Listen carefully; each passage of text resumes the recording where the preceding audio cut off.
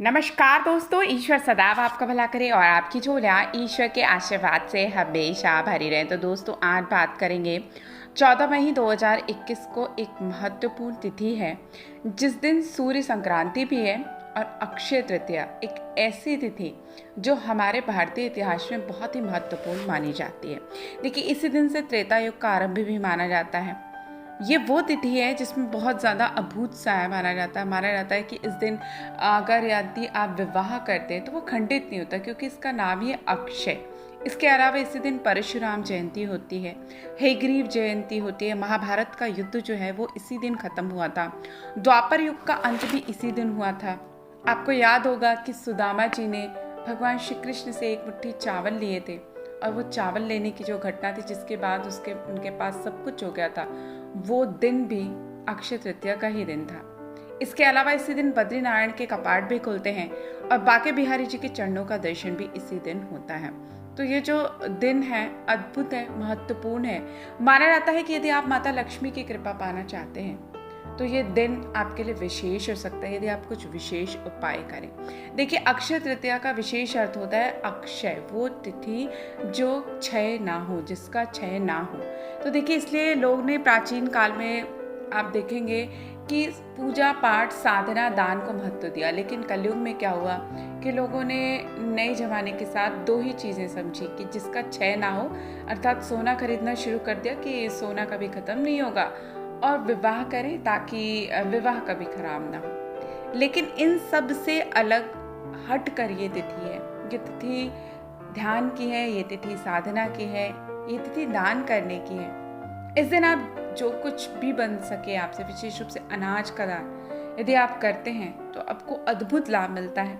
कुछ विशेष उपाय आपको इस दिन के लिए बताती हूँ जो यदि आप करते हैं तो आपकी ज़िंदगी में तरक्की के द्वार खुल जाएंगे। यदि आप कुछ भी नहीं कर सकते हैं तो आप किसी ज़रूरतमंद को चावल, आटा और चीनी का दान दे दें। इस दिन चूंकि सूर्य संक्रांति भी है तो आप गेहूं और गुड़ का दान भी करें तो अद्भुत लाभ मिलता है। इसके अलावा यदि शास्त्रों की बात की जाए तो शास्त्रों में माना जाता है कि आप कोई भी पंखा, यदि आप सीलिंग फैन नहीं दान दे सकते हैं तो हाथ का पंखा दान दे दें। जल, सत्तू, जौ, छाता और कुछ वस्त्र रखकर आप किसी ज़रूरतमंद व्यक्ति को दे दें तो अद्भुत लाभ मिलता है। आप इसको करके देखें। इसके अलावा इस दिन आप एक विशेष काम ज़रूर करें। 108 बार आप गायत्री माँ के मंत्रों का जाप करें और हवन जरूर करें। और उसके बाद आप ये जो दान की सामग्री आपसे जितना भी बन सके, एक व्यक्ति को बन सके तो एक व्यक्ति को, 10 व्यक्ति को बन सके तो 10 व्यक्ति को, जैसे आपकी श्रद्धा है, जैसा आपका बजट है उसके हिसाब से आप इसको दान करें। आप देखेंगे कि आपको कुछ ही दिनों में अद्भुत परिणाम प्राप्त होंगे इस चीज़ के। इसके अलावा यदि आप इस दिन कुछ विशेष करना चाहते हैं तो आप ओम नमो नारायणाय इस मंत्र को लिखकर इसका कम से कम 10 माला आप जाप करें या कॉपी पे लिखें। आप देखेंगे आपको अद्भुत लाभ मिलता है। और विशेष रूप से यदि आप हल्दी की माला पे करते हैं और वर्ष पर्यंत आप इस माला को रोज एक माला जाप करते हैं तो बड़ी से बड़ी संकट, बड़ी से बड़ी विपत्ति और बड़े से बड़ा कष्ट दूर हो जाता है। ये जो उपाय है यदि आप करते हैं तो इसके अद्भुत लाभ हैं। इसके अलावा आप इस दिन शाम के समय खीर बनाएं।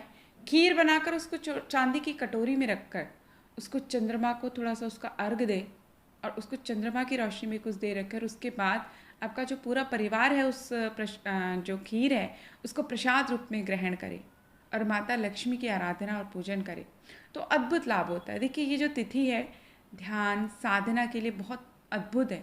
इस दिन यदि आप कोई साधना, कोई जप, कोई भी गुरु मंत्र का जाप प्रारंभ करते हैं और वर्ष पर्यंत इसको करते हैं तो आप देखेंगे कि यदि आपकी कोई अभीष्ट है, कोई इच्छा है, कोई विशेष इच्छा आपकी है और यदि आप इसको नियमित रूप से उस चीज़ का जप करते हैं या उस पूजन को करते हैं, 1 साल तक आपको इसका संकल्प लेके करना है।